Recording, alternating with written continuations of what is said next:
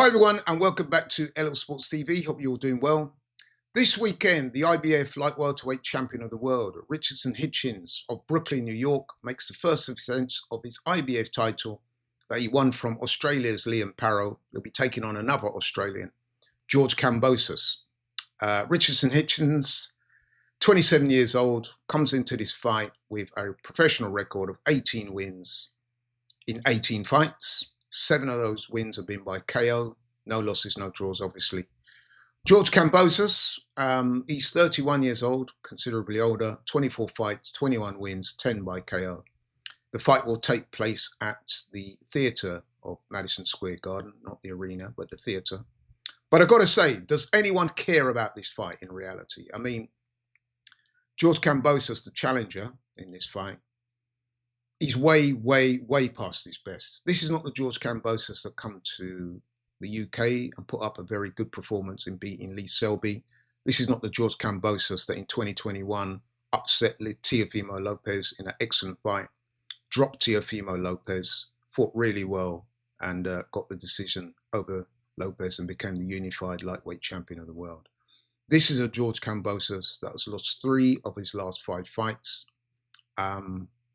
And even in those 5 fights, I mean, he lost, when he won the title, he then lost it in his first defense to Devin Haney. Obviously, Devin Haney is a good fighter, but he was well beaten by Haney.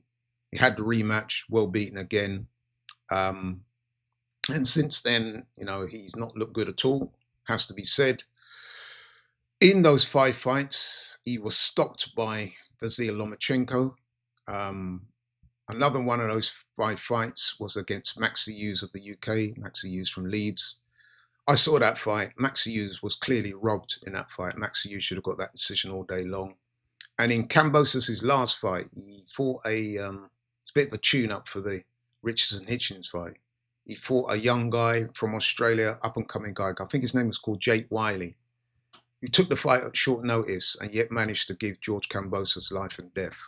So I guess what I'm saying is that George Kambosos is pretty much shot at this stage. Yeah, I would say that he's a shot fighter. He's nowhere near the guy he was 4 years ago. And yeah, I think he's pretty much done at the top level. As for Hitchins, I mean, I would regard him as the weakest of the 4 junior welterweight champions at the moment. I mean, the WBA champion is Gary Antoine Russell, who beaten Hitchins a number of times in the amateurs, including in the Olympics, when Gary Antoine Russell was representing the USA. Hitchins was representing Haiti. They fought in one of the preliminary rounds of the Olympic Games, and Gary Antoine Russell easily outpointed Hitchins. The WBC champion is a guy called Alberto Perlo of Panama, I think he's from. To me, he's levels above Hitchins. And the WBO champion is Teofimo Lopez, who, whilst you will know that I'm not a big fan of him, of his antics outside the ring, in the ring, he's a very good fighter. And he's levels above Hitchins.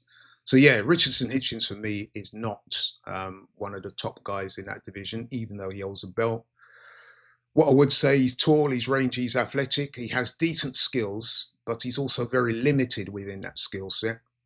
And he's not very good to watch at all.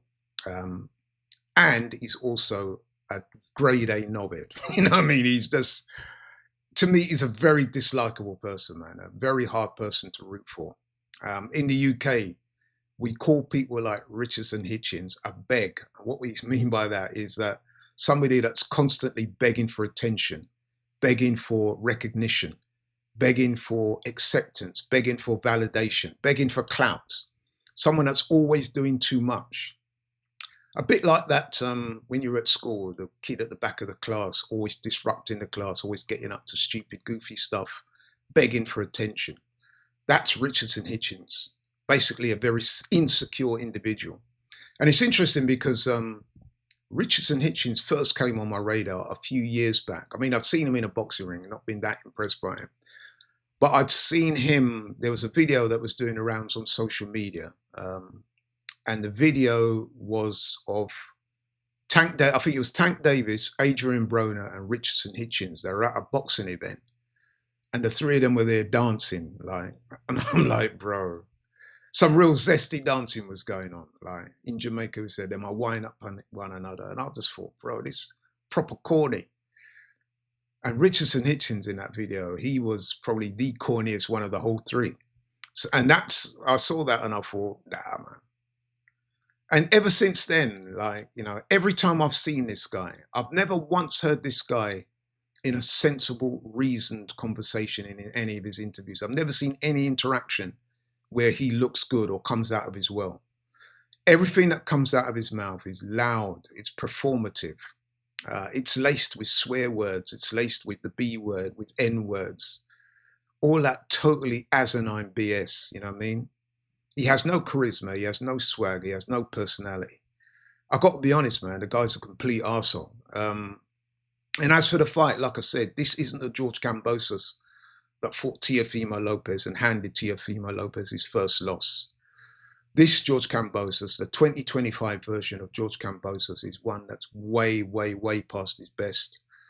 And yeah, so I don't expect this fight to really be that competitive, to be honest.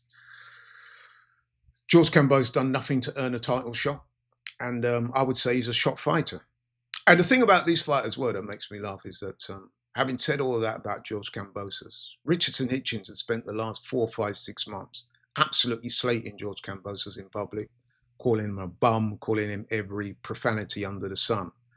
And then you're going to beat George Kambosos, Richardson Hitchins, and then you're going to try and take credit for it.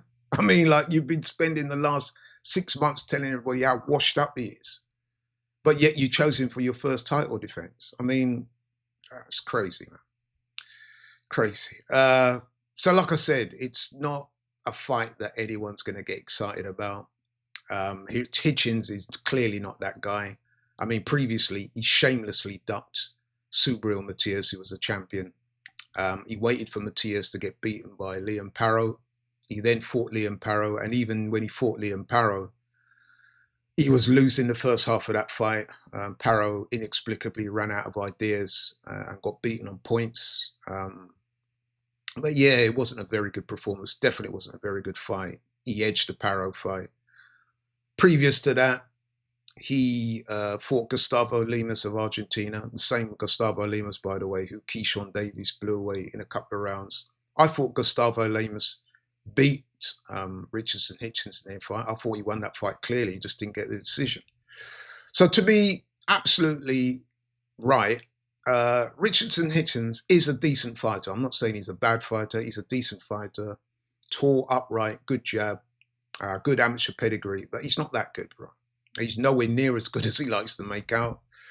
And I suspect his reign at the top will be short like Leprechaun, as the great notorious B.I.G. once rapped. But to the fight, I mean, like I said, I have no doubt that Hitchins will win. He's the younger guy. He's the fresher guy. He has all the physical advantages. I expect him to parlay that into a unanimous points win, if not even maybe a late stoppage. So he will win the fight. But like I said, what credit can he really take from it? Because the whole world knows that this is a shell of the George Kambosos of 2021. So Richardson Hitchins will win this fight. He will win it well. But as I said previously, who cares? But anyway, thanks for watching this video. Really do appreciate it. If you're new to the channel, please like, share, and subscribe. I'm out. Catch you on the next one.